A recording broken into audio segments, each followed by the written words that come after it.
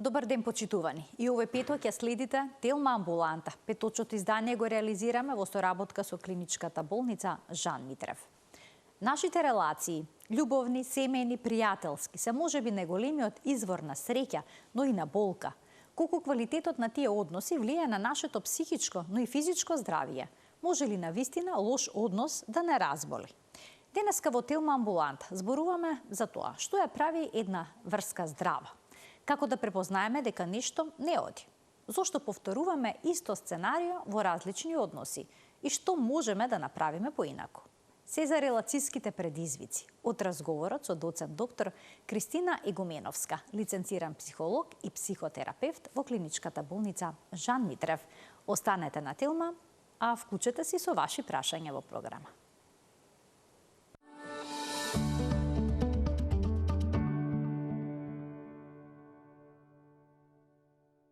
Зошто љубовта не секогаш е доволна за стабилна и хармонична врска? За релацијските предизвици, денеска од разговорот со доцент доктор Кристина Игуменовска, лиценциран психолог и психотерапевт во клиничката болница Жан Митрев.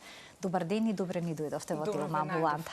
Денес имаме навистина една тема која што ќе биде исполнета со предизвици секојдневни и сметам дека ќе биде исклучително полезна и интересна за гледачите. Па и веќе започваме со првото прашање предвидено за денеска. Зошто ни е толку важно да имаме блиски односи со луѓето? Дали е тоа нешто што е вродено, што е дел од нас? Па видете, барањето блискост е механизам кој што сите ние го користиме од најраното детство, затоа што на тој начин обезбедуваме пред се чувство на сигурност. Меѓутоа, исто така, преку релациите кои што ги имаме, тие рани интеракции, развојно постигнување има, нели, се надеваме дека стануваме и функционално возрастни. Тоа би значило дека на некој начин ја стекнуваме способноста да се справуваме со вознемирувачки и силни емоции, но на начин да при тоа да не се чувствуваме, значи, преоптоварени и на некој начин да не изгубиме контрола. Значи, односите го дефинираат, може слободно да кажеме, нашиот живот, бидејќи не дефинираат нас самите. Ако погледнете при проучување, например, на здравиот психички живот, но и при проучување на психопатологиите, ние секогаш, независно дали е во клинички контекст или научен, се фокусираме токму на да речам здравите, на самите релации кои што поединецот ги создава со важните други. Што значи дека некако се посветуваме токму на таа релацијска природа на човечкиот живот. Во клиничка пракса секако се посветуваме и на развојната перспектива, значи на фактот дека независно дали е поединецот сам или е во некаква партнерска врска или во брак, здравите ставови кон себе си и кон другите, исто како и впрочем психопатологиите, тие психопатолошки отстапувања не настануваат одеднаш, односно се појавуваат постепено. Например, при психопатологиите секогаш имаме, нели, се појавуваат како субклиничка симптоматологија, потоа можеби како поединечни симптоми, па се појавува она што го нарекуваме синдром, и да речем може да резултира секако и со она што го именуваме расстройство, односно некако специфичен тип на нарушување. Значи, во основа нашето чувство на селф, самиот идентитет е резултат, невронауката тоа го покажува, на еден вид интеграција помеѓу телесните сензации, спомените и релациите, но не било кои релации, туку токму пред се раните тие интеракции што ги споменавме, затоа што тие условуваат каков начин, каков тип на приврзаност ќе стекнеме во текот на животот. Да, со важните други. Грубо поделено, нели, приврзаноста може да биде сигурна или несигурна, велам грубо поделено затоа што несигурната приврзаност може да има своји подтипови, но исто така раните реакции условуваат и каков одговор ќе дадеме на многу важни животни прашања. Да речеме, дали и каде припаѓам? Се чувствувам ли безбедно? Не знам, дали можам ли да им верувам на луѓето? Што значи да се биде сакан? Или пак, дали има некој да ме утеши? Дали се чувствувам, значи, утешен тогаш кога чувствувам силни, например, телесни и проприоцептивни сензации или, впрочем, и емоции кои што и самиот, нели, не можам да ги разберам се уште.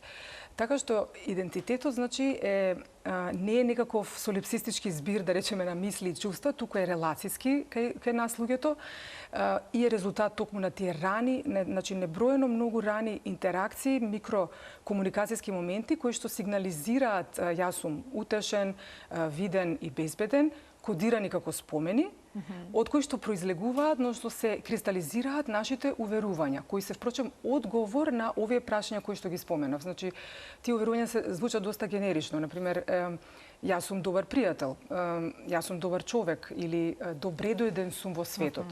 Така што на некој начин дури способноста да сме сами, може да кажеме, значи тој наш капацитет да се само регулираме произлегува токму од корегулацијата со возрастните други. Секогаш, да речам, невробиолошки поддржано во и преку телото. Кристина, дали квалитетот на нашите релации секогаш влијае и врз физичкото здравје? Знаеме дека на психичкото остава траѓа. Да. Но можат ли лошите односи на вистина да не разболат? Да, краток одговор е дека на вистина можат, покажуваат низа на истражувања. Вие ако земете во предвид, значи, на психички план сите знаеме нели дека знаеме да бидеме подепресивни, поанксиозни кога имаме нефункционални односи. Постои она што го нарекуваме ние дестабилизација на идентитет, значи кога некоја хронична врска, кога се повторуваат одредени образци на поведение, човек започнува да се преиспитува, значи или има едноставно кажано помало самопочитување, значи може да само довербата се намали, но ова што го прашавте токму за физичкото здравје, има истражувања од Универзитетот во Јута кои што покажуваат дека кај жените дури е повисока веројатноста за кардиоваскуларни заболувања кога се во дисфункционални односи, меѓутоа покрај кардиоваскуларните знаеме дека инфламаторните процеси, значи инфламација, воспалителни процеси секогаш се многу почести, а знаеме како воспаленијата делуваат општо на нашиот имунитет. Значи ослабениот имунитет е дефинитивно еден од дополнителна, да кажам, последица на дисфункционалните односи. Некои знаат да кажат дека е подобро да бидат сами отколку да бидат во лоша врска. Но дали е тоа на вистина поздрава варијанта? Да се биде осамен, да се биде сам, самотијата? Да, ве сваќам. Знаете како осаменоста во клиничка пракса секогаш ја разликуваме нели од самотијата, во смисла затоа што луѓето можеме да сме осамени и живеејќи со, односно покрај некого. Тоа е од една страна, а самотијата како таква може да биде некогаш исклучително плоден период во кој што, да речам, имаме можност токму затоа што имаме и повеќе време да се посветиме на себе си, за грижа на себе, на сопственото физичко здравје, да истражуваме нели какви преференции имаме, кои се навистина некои наши потреби, каква е нашата визија за тоа какви релации сакаме да имаме. Значи во таа смисла, иако ги земеме во предвид сите овие веќе докажани, да кажеме, нели податоци од истражувањата дека и лошите односи на вистина влијаат не само на менталното, туку и на физичкото здравје, тогаш има логика ова што луѓето знаат да речат, па знаеш, подобро само отколку во дисфункционален однос. Значи сепак некои работи се излезени од искуството, животно. Да. А како да препознаеме дали сме во здрава релација? Дали тоа значи дека не треба да се караме со луѓето околу нас, со партнерот? Не. Мислам дека потребно е да можеби ќе биде корисно за гледачите да знаат дека впрочем во клиничка пракса ние и при терапија на парови ги едуцираме, значи партнерите дека постои она што го нарекуваме здрава кавга, значи ако ги земете разликите помеѓу нездрава кавга, мислам зошто е важно. Значи треба да знаеме како да се караме. На некој начин токму така, да. Затоа што знаете како Марија, тивката војна што ја велиме, она е исто така може да биде многу голем симптом, впрочем за дисфункционален однос.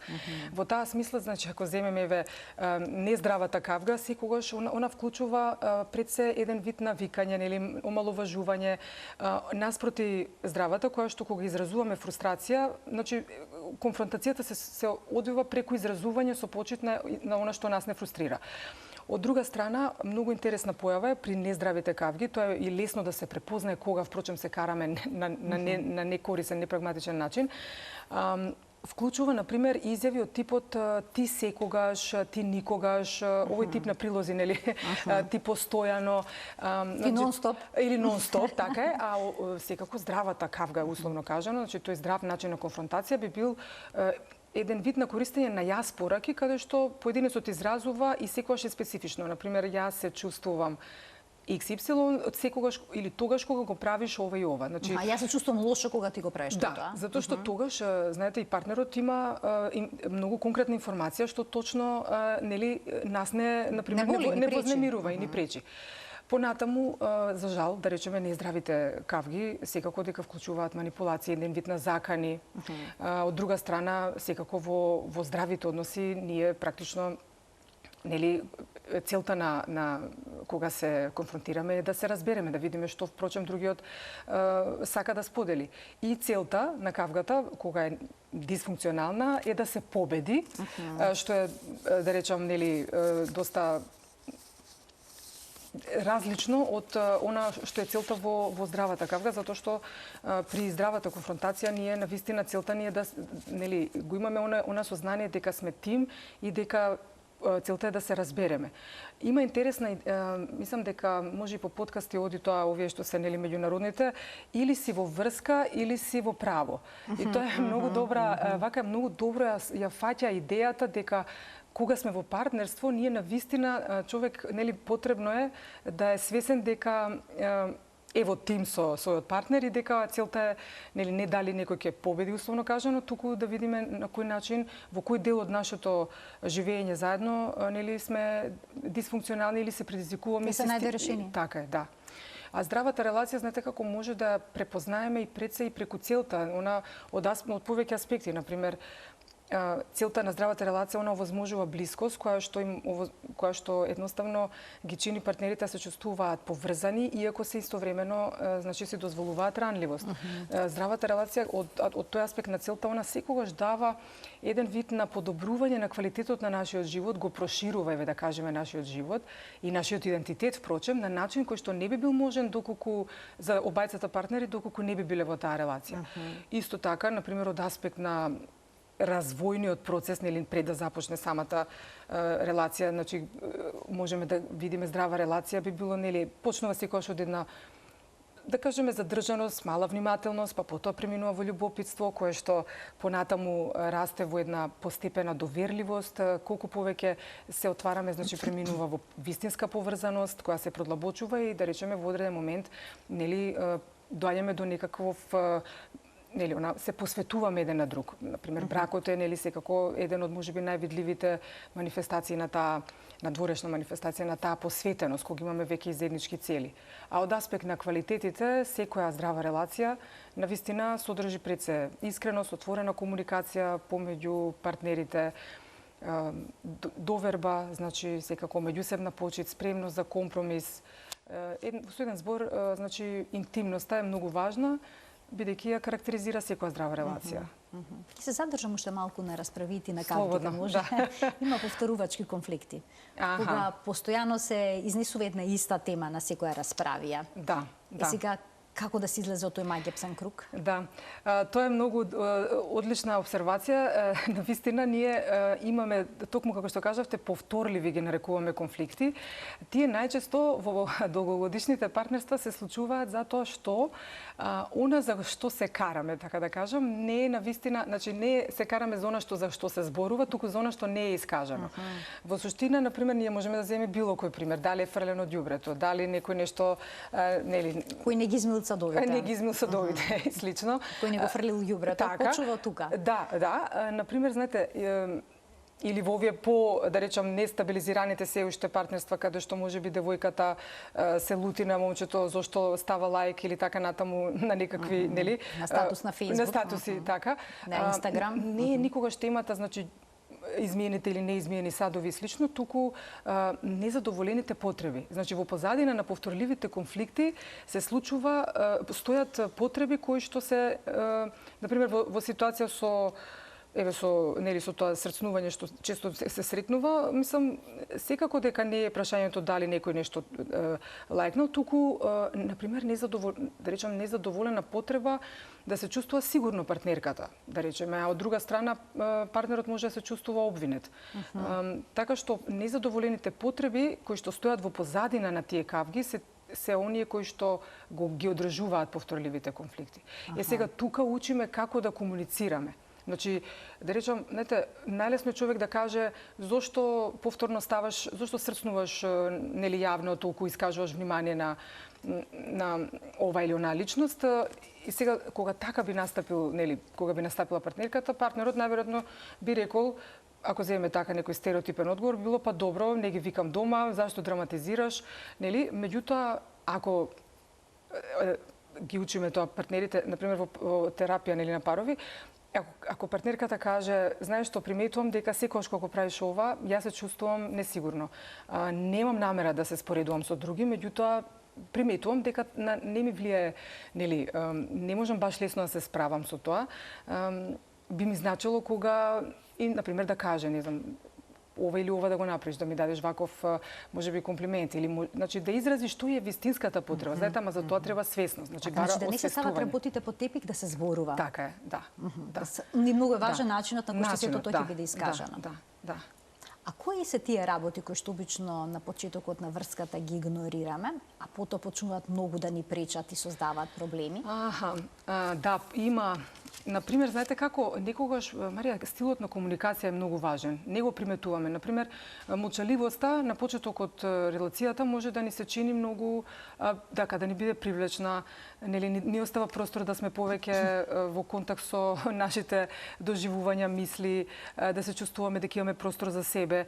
А впрочем, со текот на времето да дојдеме до увид дека станува збор можеби за партнер кој што е емоционално подкапацитиран, кој што можеби и не уме воопшто да или нема навика да изразува емоција, а тоа на другата на другиот поединец во парот навистина да му е потребно таа, например, емоционална близина. Значи комуникацијските стилови некогаш знаеме да ги занемариме и така да речам да ги романтизираме на почетокот врската. Исто така емоционалниот багаж, например, ние сите секако имаме одредени неразрешени, можеби некои лични теми и проблеми. И меѓутоа на почетокот од врската знаеме да кажеме па добро, секој има минато.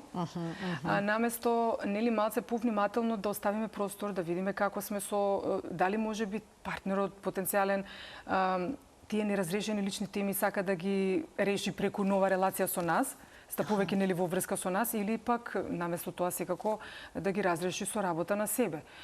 Друга, например, можеби што за гледачите би било интересно, контролирачкото поведение. Например, знаете, на почетокот на врската контролирачкото поведение се подоживува како грижа, како израз на допаѓање, нели? Впрочем и нас ни се допаѓа дека другиот постојано мисли на нас, не прашува каде сме, со кого сме, нели во некој сличен начин, но да се испостави дека впрочем станува збор за поединец кој што не може да, например, кој што љубомората може би е дури патолошка, нели, или нема способност за прифаќање на граници. Затоа е многу важно во сите овие, да кажам, рани фази да се препознаат црвените знаменца? Да, меѓутоа, знаете како ќе се препознаат полесно? Така што ние ќе сме автентични, за да можеме да знаеме дали другиот, зашто не може да го контролираме. Ретко кој е автентичен на почеток. Да, тешко е. Но многу е важно затоа што тогаш се случува тоа штимање, така да кажам, нели може да видиме дали воопшто другиот позитивно реагира на нас, на тоа такви какви што сме, но исто така, значи, важно е и да си дозволиме, да не се плашиме, така да кажам, да кажеме не. Значи, да се случуваат ситуации каде што можеби нема веднаш да се согласиме на нешто. Тоа може да е најбанално, нели, од тоа дали ќе излеземе вечерта со нашиот партнер, а сепак ни се останува дома, имаме потреба за одмор. И знаете, тоа обично не, нели, човек ќе каже, знаеш што, не можам, порадо би останала дома, ми треба. И се знаете, тоа е еден вид поставување на граница, која што во случајов не е некоја, нели, не е темата многу важна, меѓутоа веќе во така навидум банални, да кажам, ситуации може да осетиме дали другиот на здрав начин се носи со поставената граница.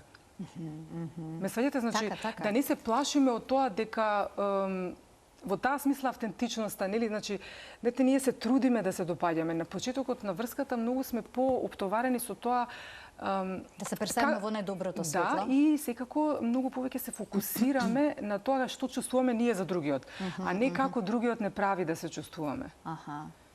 Така. А дали може да има стабилна врска без страст. И обратно. Да има голема страст без стабилност. Па може. Например, има теорија која што имаме во психолошката наука, Стернбергова теорија на љубовта, и тоа е еден начин на осмислување, да кажам, на релациите, на различните видови релации кои што ги имаме во секојдневниот живот. И токму, например, ако земете во таа триаголна, се нарекува теорија на љубов, секој врв од триаголникот има одреден квалитет. Едното е страста, вториот агол е посветеноста, третиот интимноста. И сега оно што Стернберг го концептуализира е дека секако секој од овие квалитети можете во комбинација со еден од другиве два. И сега не е исто дали страста е во комбинација со интимноста, значи врска во која што има предоминантно страст и интимност, тоа е типична романтична, например, врска. Ако имате, например, комбинација на интимноста со посветеноста, тоа може би нели малку врска која што е веќе стабилизирана и слично.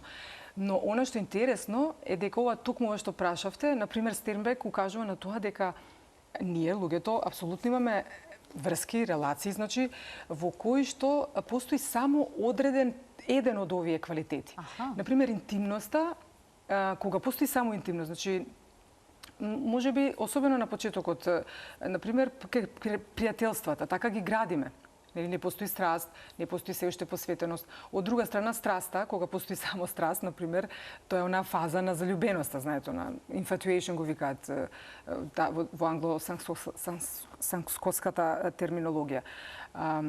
Понатаму, кога постои само посветеност, например, тоа вака може да делува малку чудно, како може да не постои ни интимност, ни страст, но во суштина доволно е да ги земеме за пример договорените бракови, кои што порано ги имало можеби и кај нас, се уште постојат во одредени други, нели, но луѓето стапуваат во некаква посветена, нели, врска и се развива со текот на времето. Да, така што навистина може да постои да постојат овие различни варијации на тема и страст без стабилност, а и стабилна врска во која што, нели, страста веќе не е можеби се уште реобновена или има еден свој ритам.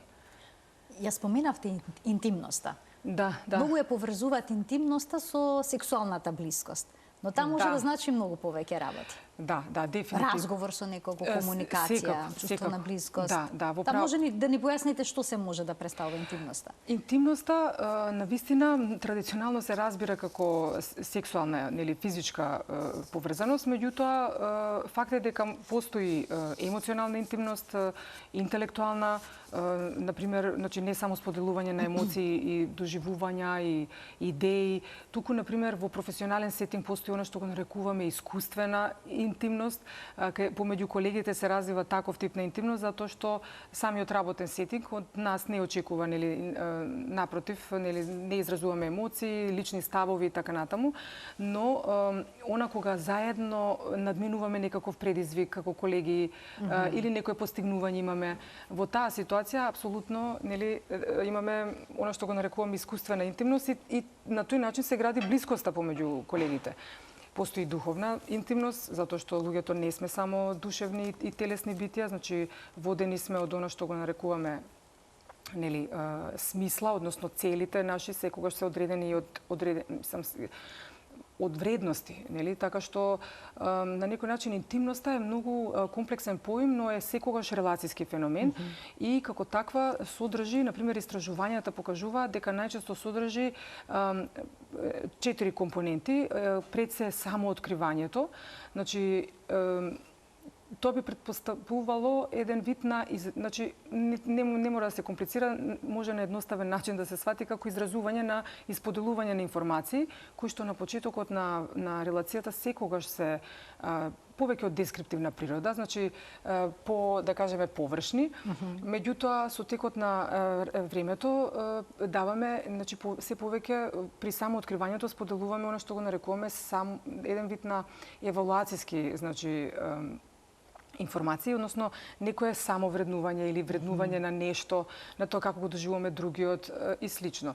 И интересен е тој во однос на самооткривањето феномен дека, например, Постои еден вид на реципроцитет, тоа повеќе социјалните психолози се занимаваат со тоа, во смисла кога многу утврдено е дека доколку едниот, ако јас споделам нешто за себе, многу е поголема веројатноста дека вие ќе споделите нешто. Значи и при тоа и на некој начин многу сме добри, значи тој еден вид можеме да го сватиме само откривањето и како еден социјален механизам, значи многу добро знаеме да се усогласиме во однос на тоа нели каков тип на информација споделуваме. Мислам чудно е нели кога ако вие споделите нешто наведум беззначено, а оној другиот наеднаш почне да ви споделува многу интимни. Значи во таа смисла некогаш и видот, значи усогласеноста или неусогласеноста може да биде симптом. Значи може да видиме дали другиот можеби нема соодветен начин на справување со своите лични теми. Од друг квалитет кој што го содржи е токму љубовта и допаѓањето, викаме, односно наклонетоста, значи не ги изедначуваме, затоа што ние можеби сите имаме релации во кои што, знаете, не е исто да се сака некој и да ни се допаѓа. Значи, понекогаш имаме врски во кои што значајни карактеристики на другиот не ни се допаѓаат, а сепак го сакаме. Некогаш тоа е помеѓу браќа и сестри, па и кон родителите и од родителите кон децата, а сепак значи другиот го сакаме. Во таа смисла, значи се разликува и љубов и наклонетост, но е дел од интимноста. Довербата е многу важен аспект, затоа што таа се гради токму преку само откривањето. Значи, довербата представува нашата способност не само да дадеме емоционална поддршка, туку и да ја примиме. Некогаш многу полесно има на одредени пациенти, например, во психотераписки концепт, нели да контекст да, например, да даваат, утврдуваме дека полесно даваат, а не знаат, не умеат да примат емоционална поддршка. И секако личната валидација, значи тоа доживување дека сме прифатени. Значи без интимноста навистина не може да постои релација, метафорички кажано, вистинска, да речем, здрава релација. Тоа е како да имате, ако нема интимност, релацијата би била како црвен круг на црвена позадина. Мислам, ја нема. Не знам, нели, а се утврдува дека, например, интимноста на поинаков начин ја изразуваат и примарниот начин на доживување на интимноста, кај жените пред се преку вербален, значи токму преку споделување на емоционални доживувања, а да речеме, за разлика од жените, кај машкиот пол многу често интимноста, почесто да кажам, се доживува токму преку споделени активности. Значи, независно дали тие споделени активности се попасивни од типот на гледање на филм заедно или поактивните во смисла спортување заедничко, сексот, тука значи доаѓа во игра и слично. Значи, навистина, интимноста е клучна за релациите и е многу комплексен квалитет кој што ние го имаме и го градиме и секогаш зависи од едниот и од другиот партнер. Ќе ги вклучиме гледачите, доколку имаат некое прашање, слободно нека се јават, нека го постават во програма и ќе добијат одговор на него. Ние продолжуваме, Кристина, понатаму. Доаѓаме кај неверствата, кога некој изневерува во врска. Дали тоа секогаш значи дека има некаков проблем во таа релација во врската или може би тоа да биде поврзано едноставно со личноста на оној што изневерува? Да, значи скоро секогаш е поврзано со оној кој што изневерува, но не секогаш со самата врска. Значи неверството, ако земете, никој не излегува ист од кога се случува неверство, ниту оној кој што е изневерен, ниту оној кој што изневерува, впрочем. Она што е тешко, знаете, при кога се случуваат неверствата е фактот што навистина е разнишана базата на односот, а тоа е токму таа доверба и договорот дека сме во ова заедно. Така што интересно е дека голем број на истражувања преку think tankoви кои што имаат достапи до многу испитаници, например, кои што биле изневерени, покажуваат дека луѓето кога се збориме за подолготрајни врски или бракови, оние кои што се изневерени, значи имаат симптомите кои што човек ги доживува се наликуваат на оние кои што ги имаме при посттравматското стресно, значи тој синдром. На некој начин луѓето, значи намалено е, сонот е неквалитетен, едноставно човек може да се апсолутно се случува дестабилизација на идентитет во смисла кој сум јас без оваа врска или зошто ова се случи, како допринесов за ова, дури тоа е нели кај изневерениот пред се, на кој како не го видов овој момент. Едноставно концентрацијата се намалува, значи не можеме да се фокусираме на работно место, заборавно се појавува и слично. Значи во секој случај неверството многу пати, знаете, многу зависи какво е неверството, така што во таа смисла зависи и во која фаза е релацијата, за да, например, некогаш например, дали, еве да речеме, нели не е исто дали партнерот имал трајна некоја афера, која што со години се одвивала. Или пак... Значи има неверство и неверство. Па да, има различни причини неверството. Например, вие ако погледнете, пред се некоја се случува заради емоционално незадоволени емоционални потреби. Најчесто жените се склони кон...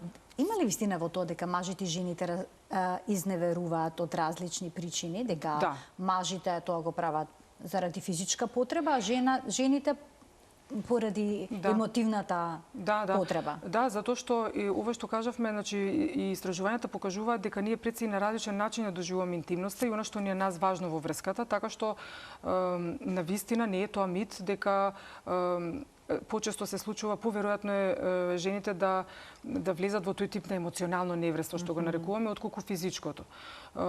Секако дека незадоволените физички потреби може да влијаат на тоа дали партнерот ќе биде склон кон, дали ќе направи нешто, но секако дека она што е клучно е дали ќе се сврти во тие ситуации кон сопствениот партнер или сепак ќе се сврти, ќе го триангулира својот однос и ќе тие конфликти што постојат во бракот ќе ги решава надвор со поврзување и градење на релација со трето лице. Имаме гледачи, ќе продолжиме на оваа тема, да им дадеме предност, бидејќи малку почека. Добар ден. Добар ден за првиот гледач во денешната Телма амбуланта. Славо се слушате, господје. Ве слушаме, повелете. Се слушате, славо вие. Вие можеме слушате ли вас? Важно е што ние вас ве слушаме, повелете. Да. Добар ден. Добар ден. Добар ден. Сега да ми каже, господјата, он е психолог, што е? Психолог и психотерапевт. Така. Јас имам 9 годишна врска вонбрачна и што се дешава, господјата, после имавме куќа една, ја продадовме куќата, ја продав куќата, али ја учествував со 90%, на само со 10%. Се раздуживме све, кога требаше заедно да идеме под кирија, она си вика, јас си одам, со тебе не можам да живеам више. И се разделивме. Што е проблемот тука? Немавме никакви проблеми. Некој седни расправи нормално околу една заедница. Иначе онака се разделивме без никакви проблеми, си отиде, неќеше да дојде со мене вамо, кај што сум ја под кирија и тие работи.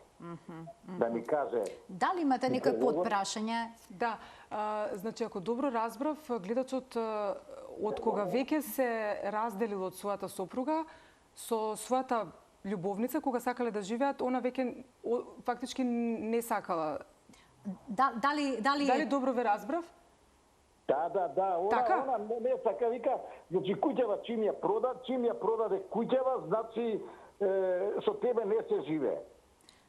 Каква врска има куќата со интимноста, со љубовта, со тие работи. Така, тоа го кажа. Да, тоа го разбравме, но дали вие при тоа бевте во брак со некоја друга личност? Не, вонбрачно живееме 9 години. А вие живеевте вонбрачно, така. Бевте во врска, значи не било официализирано со брак и во тој момент се случила разделбата. Значи, воопшто вие не бевте оженет претход, мислам во тој период. Едноставно само а господјата ваша исто така не беше во друга релација со... Не, заедно живееле. Не, пред тоа сме биле у бракови работи, али у периодот додека сме биле заедно, такви измами немало. Така, немало. Те биле посветени еден на друг и тука се случил крахот. Ви благодарам за вклучувањето во програм и за поставеното. Не, господјата сака да ми одговори што е... Да, ве разбрав, да. Добро.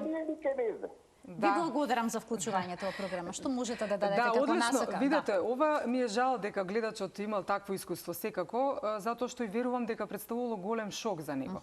Знаете, да живеете со некого 9 години, ако го разбрав точно, и на и во моментот кога одлучувате тоа да почне да дојдете во фаза она што го викаме на веќе официјална посветеност, господинот тогаш значи ја продал куќата или како веќе и неговата партнерка тогаш одлучила дека ја завршува таа релација. Значи тоа знае да биде исклучително и ова прашање што го постави гледачот е очекувано. Сега он размислува нели кој е сега крив. На крајот праша дали е она или јас тука нешто сум погрешил. За жал, значи тука сега ние немаме други информации, но верувам дека немале конфликти, во смисла ова што кажа дека можеби понекогаш само нели имале некакви недоразбирања. Во основа, најверојатно, знаете како сега дали гледачот пропуштил да кажам соодветно да ја процени вредносната, да кажам, тој вредносен систем на својата партнерка, затоа што малку е чудно, нели, ако вака погледнеме, дека токму затоа што само ја продал куќата, дека партнерката одлучила да не биде со него. Значи, дефинитивно она што се случило кај вас, господине, е дека вашата партнерка бивша не била сосема искрена при прекинувањето на врската. Значи, тука има некои фактори кои што ние не знаеме зошто господјата ваша се одлучила да ја прекине врската. Не може заради, мислам, или ако веќе ја прекинала заради ова што велиме, затоа што сте ја продале куќата, тогаш сте имале можеби вредносни сосема различни системи и тоа секогаш знае да биде извор на голем конфликт, затоа што за вас е нелогично дека ова баш како што рековте, што има врска продавањето со куќата, со вистинската љубов, тоа е супер прашање. Јас би се согласила исто со вас, меѓутоа постојат луѓе кај кои што тоа апсолутно може да биде голем фактор за да се одлучат или да не се одлучат да бидат со некого. За жал.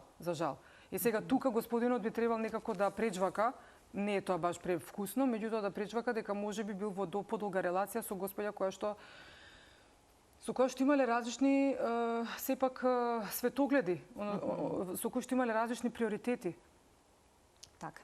Ќе го слушаме прашањето и на следниот гледач. Добар ден. Добар ден. Повелете Ке ве во... молам. Емисијата ви е многу убава. Благодарам. Меѓутоа би сакала да прашам, што е тоа љубомора? Дали е тоа болест, посебно во години изнад 65? Или е карактер? Или е нешто друго? Дали е тоа болест, ме интересира. Така. Ова е едно убаво прашање. Ви благодарам за вклучувањето во програма. Што е тоа љубомора? Во колкава мера е нормално? Кога тоа преминува во болест? Да. Одлично прашање, да и се заблагодариме, да ја поздравиме господјата, да се надеваме дека не го прашува одлична, нели, меѓутоа факт е дека за жал понекогаш луѓето имаат искуство да во подоснежни години партнерот започнува да пројавува љубомора која што воопшто не ја пројавувал, да речеме на почетокот врската, ниту пак во, нели, додека може би имале кога биле во фаза на градење на семејството, а не во фаза, например, на она што го нарекуваме empty nest или нели празно гнездо. Љубомората во суштина, знаете како, она станува дисфункционална тогаш кога во секој случај, прво за да биде појаснено господјата, е израз на несигурност кај оној кој што е љубоморен.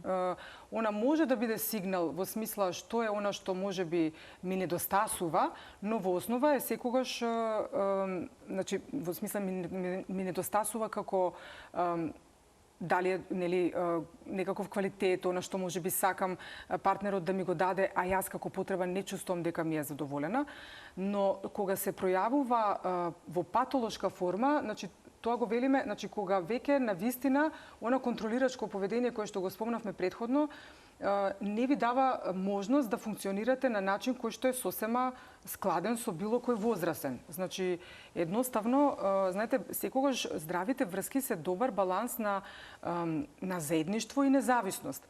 И љубомората тогаш кога ја нарушува потребата и за независност, тогаш веќе велиме дека, значи, ако постојано кај господјата се случува можеби во таа партнерска врска да се контролира незиното поведение, каде била, зошто била.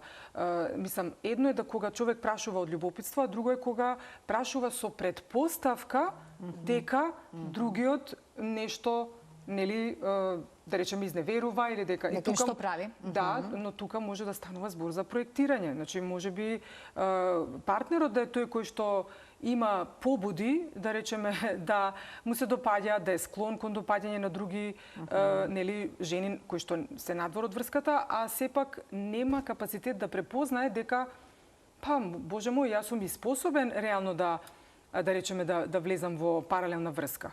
Препознавањето на тоа дека некогаш нели таа реална слика за себе кога имаме, многу повеќе простор ни дава да препознаеме дека нели другиот исто така може да погледне некого, а не значи дека нели дека би спиел со тој човек или со таа жена. Значи кај љубомората, господјо, секогаш имате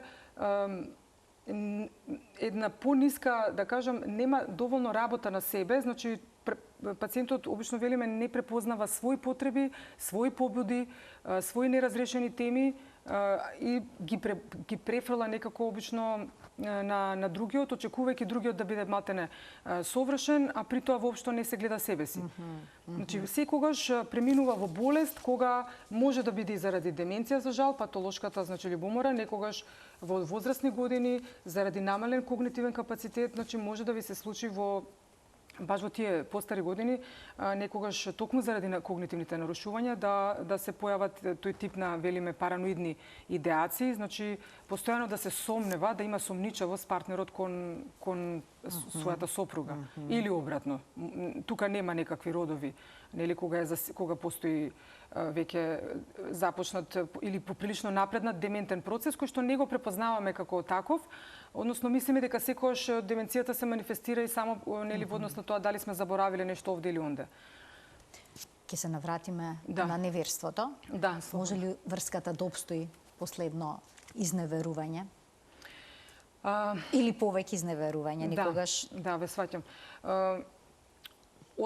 Од тераписки аспект гледано, од тераписка перспектива, секако дека навиваме, да речем, во смисла нели неверството да не ја наруши врската. Меѓутоа, факт е дека она што треба да го знаат партнерите дека не може целта на пример на терапија на парови да биде после неверство зборувам, да биде, например, да се вратиме на она како ни било порано, значи пред неверството.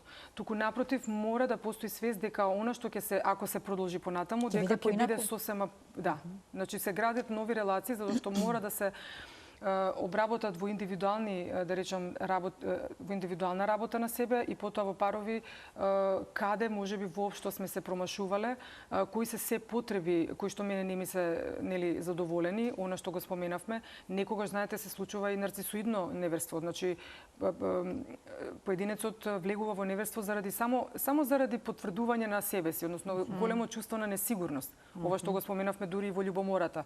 На некој начин тоа се тие патолошки моменти кои што секако дека поединецот не ги препознава како такви, туку само како еден его буст или пак може да биде и компулсивно, значи зависи ако се случило не секогаш на вистина неверството е планирано, но тоа не го оправдува. Значи во смисла нели може да е заради алкохол, ситуација, секако мора да постои секогаш трето лице кое што е волно да стапи во сексуален однос со вас или партнерски како паралелна врска.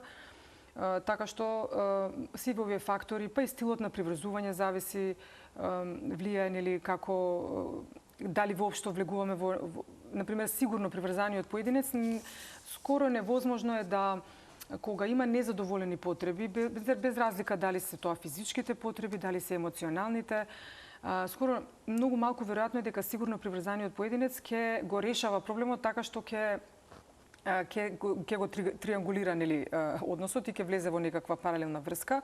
Обично несигурно приврзаните поединци, особено значи па и избегнувачкото, анксиозните можеби не толку, оние со дезорганизиран стил исто така влегуваат често пати во неверства, затоа што стравот од блискост се решава на тој начин. Некогаш знаете обсесивноста што се развива кај партнерот кој што изневерува и љубовницата или обратно, онаа која што изневерува, затоа што тука и едните и другите, тука нема родови разлики, меѓутоа Таа обсесивност некогаш се случува или блискост, навидум да речам интимност, е токму затоа што не заради вистинско постоење на блискост, туку заради репетитивно прекинување на блискоста. Замислете. Значи тој механизам кај што имаме доживување дека градиме нешто или таа паралелно, но она што не привлекува е една добра комбинација, така да кажам, на надеж, во смисла се чувствувам жив повторно или жива, нели, и неизвестност. Така што секогаш кога се поставува тоа прашање како ќе излезат, како парот, дали како пар може да излеземе од ова неверство посилни и поинакви, многу е важно навистина секој од нив колку е спремен да работи на себе и да се соочат со многу некогаш и навистина непријатни вистини. Рековте се соочат со непријатни вистини. Да. Потребна е комплетна искреност во тие моменти, да се знае точно се што се случило? Покајување? Покајувањето е апсолутно потребно. Знаете... А докаде со вистината? Докаде да се отворат?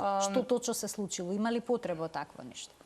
Видете, зависи поединецот, во принцип не постои онака црно-бел одговор на тоа прашање, затоа што важно е да се каже, например, ако партнерот има потреба да знае, навистина многу е важна транспарентноста. Значи навистина да се каже колку што точно се случило, колку траело, како изгледало, дали било емотивно. Затоа што на некој начин ако веќе се нарушила базата на таа доверба основна дека ние сме тимот, а не нели ти со некој надворешен, тогаш за да воопшто ја вратиме довербата, само откривањето во таа ситуација мора да биде апсолутно во смисла на сега тука може да оди на обсесивно, затоа во тераписки контекст е многу подобро кога се решаваат неверствата, затоа што некогаш нели ова што го споменавме, дури малтене травматски луѓето реагираат, па имаат потреба или постојано прашуваат дали ова го направи, а ова ли го нели, и тоа знае да го да речам да создаде кај оној кој што изневерувал чувство дека е постојано крив,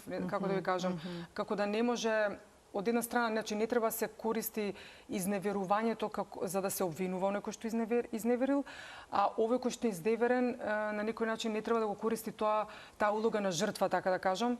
Па сега нели овој другиот да треба буквално се да каже. Значи затоа мора да се види со што е да кажам.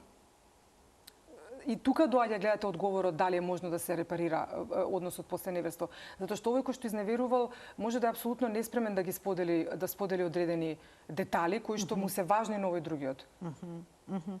А има ли вистина дека жените полесно го простуваат неверството во споредба со мажите? Мажите велат обично ретко простуваат неверство. Видете, што го направила нивната партнерка. Да, тоа е често поврзано и да речам и тоа се тие ситуацијски и културолошки фактори во минатото заради поголемата зависност на жената, може да кажеме, од бракот, од економската ситуација и слично, жените полесно, не полесно, но еве да кажеме сепак почесто преминуваат преминувале преку неверството. Така што тука не би рекла дека мажите факт е дека потешко можеби го пребродуваат ако се случило физичко неверство од страна на сопругата, да речем, или партнерката, меѓутоа многу сме различни. Значи, вие ако може да имате и партнер, значи маж кој што има вредносен систем, кој што му налага да вложи се од себе за да ја надмине кризата на неверство, бидејќи верува дека бракот е свето нешто.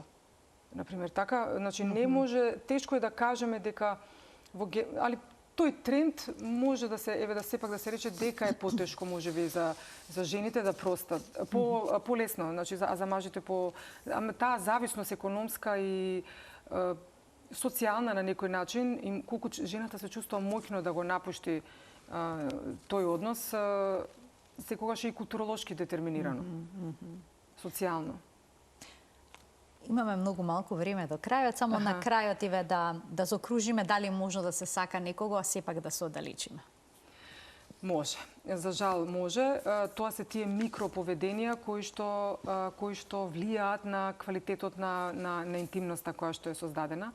Едно е, например, кога се појавува, да речем, одложена достапност во текот на долгогодишните врски. Ако на почеток сме реагирале доста релативно брзо на текстови, на повици и слично, тоа да се некако да премине во одложена достапност, таа секогаш таа на некој начин сигнализира низок приоритет. Понатаму постои она што го нарекуваме перформативна емпатија, во тие долготрајни врски, некогаш знае партнерот да каже да, те разбирам, или климање со глава, а впрочем не е воопшто присутен за она што го споделува другиот. И на тој начин ја намалува можноста да се развие разговорот, да премине во поинтимен момент. Понатаму може да постои она што го нарекуваме хумор како дефлексија. Например, нешто да сподели партнерката или партнерот што е важно, а овој другиот да го одбие, да кажем, да некако го избегне навлегувањето во таа тема со хумор. Исто така и емоционалната неусогласеност. Например, знае да се појави во текот на врските. Што значи тоа? Например, вие споделувате, доаѓате, например, од работа, споделувате нешто возбудливо, нешто што ви израдувало, а партнерот, например, да изреагира со, да речеме, рамен афект. Или така, без некаква, да. Рамнодушност. Кога е хронично, сега велиме, нели тоа се сепак на вистина влијае на намалување и на блискост и намалување, значи на таа блискост и оддалечување, ова што велите. Постои исто, например, непоставување на јасни граници во однос на надворешните, нели, она што ги викаме условно аутсайдери, значи многу планови и желби или визии кога партнерите ги напуштаат или ги компрометираат заради мешање, нели, заради некои други, дали се тоа родителите на едниот или на другиот, наши пријатели и слично. Така што тука тие граници се многу важни. И исто така предиктори, например, ако земете за да кажем врска која што може би почнала успешна била, но преминува во се поголема оддалеченост, најчесто се критицизмот, значи кога го напаѓаме личноста, значи карактерот на поединецот, дефанзивноста, значи кога не превземаме одговорност за тоа што ние што може би сме предизвикале, па се браниме со тоа, ама намерата не ми беше, нели, лоша и слично. Презирот е многу... Непочит. Да, посебно презирот, знаете, он предпоставува еден вид на чувство на супериорност кон, нели, во однос на другиот и некако еден од партнерите кој што има такви суптилни, кој што дава, сигнализира суптилни знаци на презир со тон, со начин на кој што му се обраќа на својот партнер, навистина погубно влијае врз интимноста и врз самата релација, затоа што, нели, сигнализира една базична нееднаквост. И сите овие дефинитивно може да кажеме како мали ерозии се кои влијаат, кои што ги нарушуваат релациите и здравието на врската. Кристина, ви благодарам многу за вашето денешно гостување во Телма амбуланта. Ова е неисцрпна тема. Се надевам во следното ваше гостување дека ќе продолжиме наму каде што запревме. Има уште многу работи што треба да се појаснат. Ви благодарам за поканата, Марија.